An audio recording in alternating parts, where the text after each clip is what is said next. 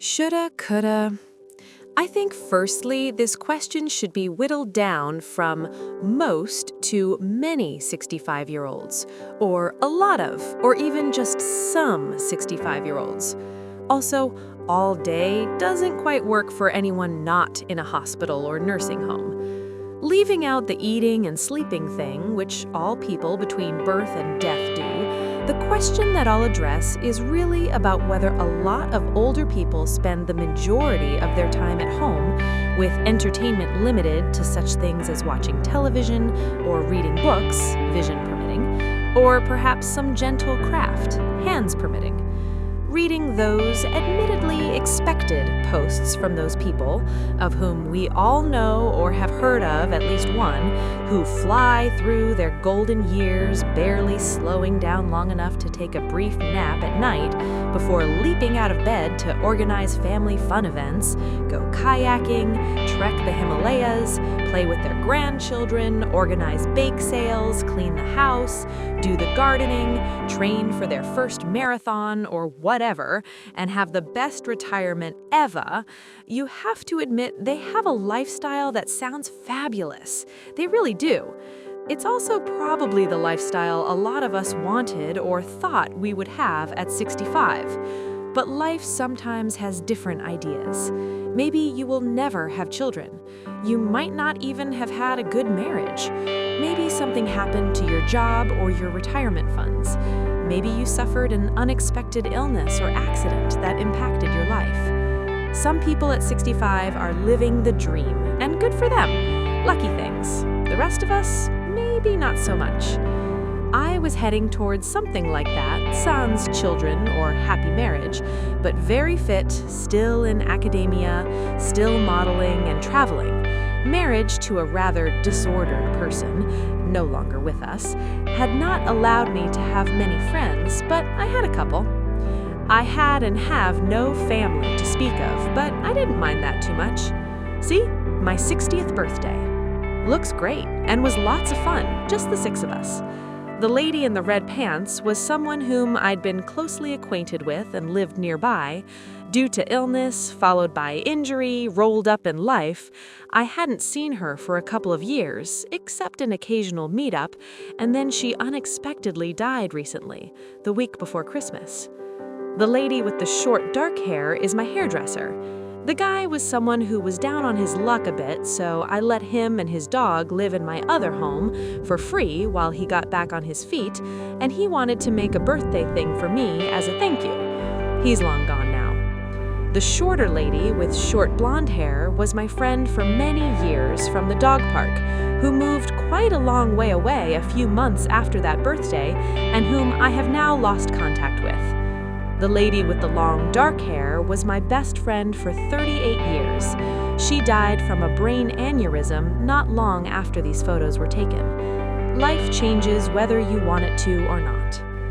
After this photo, I began to feel unwell, had bird flu and so on, but I took a trip to India for a while and went on a couple of cruises. But I began to struggle with unusual fatigue, including exercise fatigue. A couple of years after my birthday, I was in the UK and suffered the enormous heart attack known colloquially as a widowmaker. My coronary arteries, including the left anterior descending artery, had become blocked with scar tissue, not plaque. Gown courtesy of the UK's NHS. Looks hot, no? Obviously, I survived, but 5 months later, I had a terrible accident and was in hospital for months. Not having any family or others, I had no visitors, but I kinda didn't care. I was in too much pain, and again, initially not expected to live. I slept a lot and sometimes watched Netflix on my iPad. A nurse took a picture of me with my iPad, but the device came off badly in an argument with a cup of chamomile tea and died before uploading the photo. This was the view from my bed that I took with my phone one day. Très boring. I had quite a lot of breaks and fractures.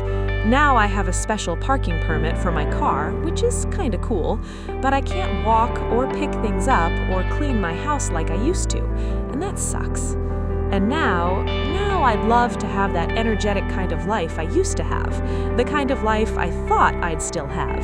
But I don't. Sadly, reading about those people of an age similar to mine who do have that life, the great partner, the family, go whitewater rafting, mountain climbing, organizing huge extended family reunions, and so on, makes me feel not jealous so much as inadequate.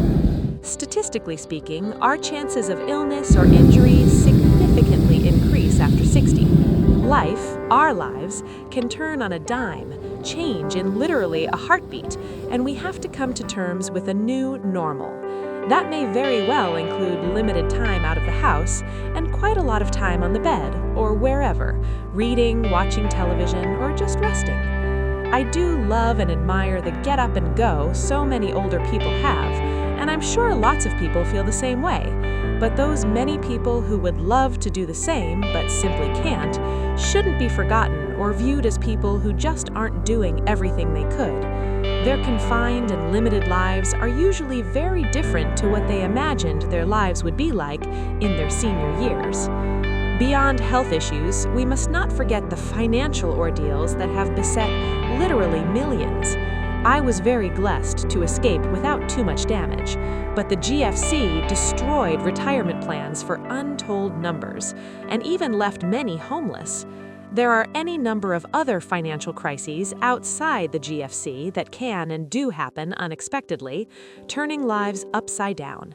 And of course, COVID struck, and beyond those who sadly fell ill from it, businesses closed and people lost their jobs, and anyone who came through the last 65 years still able to retire with their health relatively intact, a degree of comfort and financial stability could do worse than consider there but for the grace of